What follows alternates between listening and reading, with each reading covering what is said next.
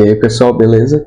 Hoje em 2 Minutos de Química a gente vai falar um pouco sobre Perfume, a história de um assassino, filme de 2006. E aqui continuando a parte da química nos filmes e séries, né? Esse filme aqui ele tem uma pegada bem interessante que ele junta e explica um pouco algumas habilidades individuais, habilidades do ser humano junto com a parte química. Ele mostra um pouco de como algumas diferentes substâncias podem afetar os sentidos humanos. Isso é muito bacana. Um resumo que a gente pode ter aqui do nosso filme é o seguinte: Jean-Baptiste descobre que possui um dom em comum. Ele é capaz de diferenciar os mais diferentes odores à sua volta. Intrigado, logo demonstra vontade de conhecer todos os odores existentes, conseguindo diferenciá-los mesmo que estejam ao longe. Torna-se aprendiz da perfumaria de Giuseppe Baldini, que passa por um período de crise com poucos clientes. Logo, Jean-Baptiste supera Baldini e, criando novos perfumes, revitaliza a perfumaria. Jean-Baptiste também cada vez mais se interessa em manter o odor de forma permanente, porque o grande problema dos perfumes é que você passa e depois de um certo tempo ele sai, né? Então ele começou a criar essa fixação em deixar esse odor cada vez mais permanente. Só que em suas experiências ele passa a tentar capturar o odor dos próprios seres humanos. Isso aconteceu até que meio que por acaso, né? Mas aí, dentro da história do filme, ele começa a tentar pegar o odor dos seres humanos e deixar eles permanentes, ou tentar tirar só o cheiro e transformar isso em perfumes. E daí que vem o título do filme, né? Então, aqui basicamente a gente vê que ele vai tentando misturar algumas diferentes substâncias, isso para poder gerar um novo odor, um novo perfume. E aí a gente fica com aquela história de: existem substâncias que possuem cheiro. O que é que caracteriza uma substância que possui cheiro e que pode ser usada como perfume? E por que é que tem outras que simplesmente não? Se você pegar ali um vidro, por exemplo, e cheirar, dificilmente você vai sentir alguma coisa. Se você pegar um pedaço de metal e cheirar, dificilmente você também vai sentir alguma coisa. Mas se você pega um perfume, por exemplo, você vai sentir seu cheiro. Se você pega uma fruta, você vai sentir o seu cheiro. E isso remete a características moleculares que nós vamos ter em diferentes compostos.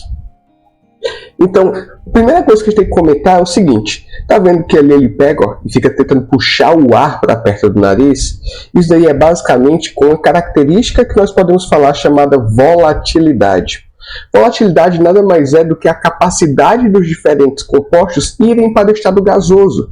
Porque se nós estamos sentindo um cheiro diretamente, quer dizer que algo está saindo daquele material, indo para o estado gasoso, e nós estamos usando nossos receptores do nariz para poder sentir esse cheiro.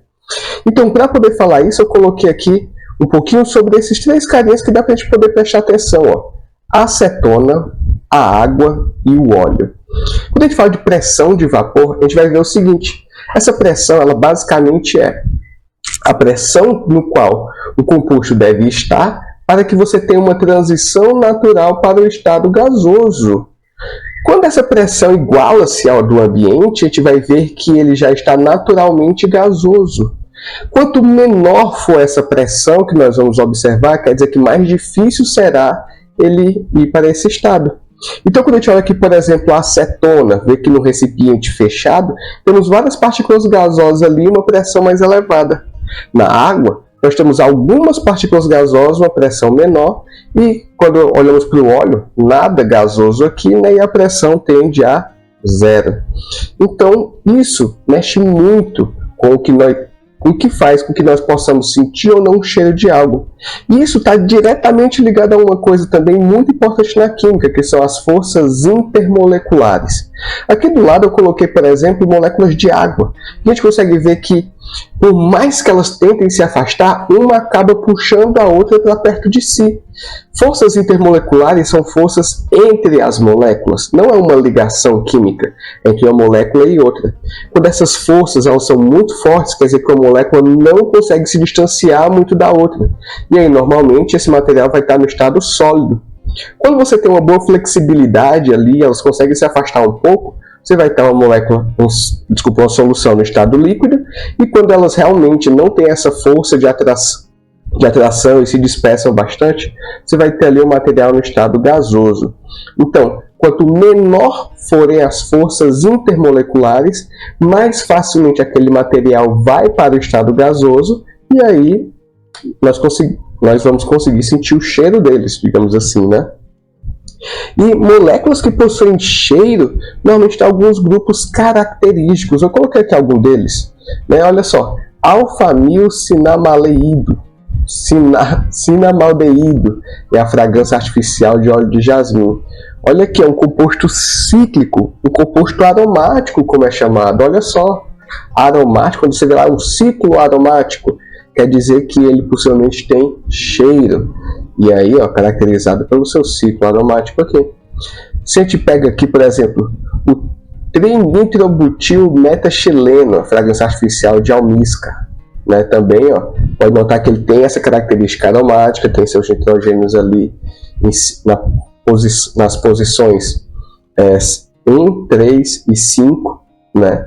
Então, é uma função toda bonitinha e conjugada. E aqui a gente poderia citar alguns deles, né? Mas note que das características comuns eles têm esse anel aromático. Mas esses aromáticos aqui, muitas vezes eles têm um peso molecular um pouco elevado, e aí isso dificulta o processo de você ter ele indo para o estado gasoso. Quando você faz isso, aí o cheiro vai ficar um pouco mais em segundo plano. Dessa forma, nós utilizamos outra categoria de moléculas químicas. Nós utilizamos os ésteres. Os ésteres, por sua vez, são muito mais fáceis de ser sintetizados, têm um peso molecular normalmente menor, e aí nós vamos ter uma maior volatilidade, nós vamos ter uma maior característica de ir para o estado gasoso. E esses carinhas aqui são estruturas que podem ser facilmente produzidas em laboratório e vão dar cor, cheiro e sabor a uma grande maioria de produtos que nós conhecemos. Tá? Então eu coloquei aqui uma listinha rápida, mas, por exemplo, o éster do butanoato de etila é a essência de morango. Muito, muito comum de utilizar em doces, biscoitos e coisas do tipo, né?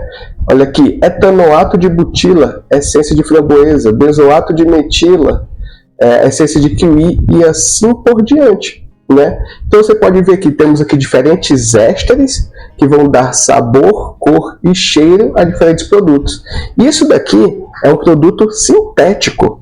A fruta passou, foi longe. Se você pega, por exemplo, um bichinho desse aqui, um pirulito, aí diz assim, sabor morango. Não, morango aqui passou, foi longe. O que acontece aqui é que existe uma substância sintética, esse éster, que a galera coloca aqui e faz com que ele tenha o cheiro e o sabor daquele material em específico. Isso diminui muito os gastos industriais. Isso faz com que a indústria não precise ficar comprando morango e reservando, congelando, extraindo para poder ter aquele produto no cheiro e no sabor de morango. Simplesmente eles sintetizam o butanoato de etila e adicionam na sua formulação. Mas ainda assim é interessante ressaltar uma coisa: nem todos os cheiros são simples, que apenas o éster resolve, né? Então eu coloquei aqui, por exemplo, o cheiro do café. O café, quando você olha assim, tem cheiro de café, tem gosto de café, dificilmente aquilo dali vai ser uma única molécula que a galera vai lá, extrai e coloca naquele produto. Nesse caso, a gente costuma ter aqui uma combinação bem complexa de ésteres, ácidos e outras substâncias que vão dar o cheiro e o gosto do café. Por isso, normalmente, assume-se que quando a gente pega alguma coisa saborizada de café, aquela coisa tem realmente café ali dentro, porque é uma mistura muito grande de compostos. Por isso que quando a gente, por exemplo, está provando perfumes, né, cheirando ali, e aí você está com o olfato saturado, você vai lá e cheira grão de café, porque entra tanta substância de uma vez que ele meio que dá uma resetada no seu nariz e aquilo ali faz com que você consiga depois identificar os aromas individualmente. Beleza? Mas por hoje é isso, galera. Qualquer dúvida ou pergunta vocês podem botar aí nos comentários, beleza? E até o próximo vídeo.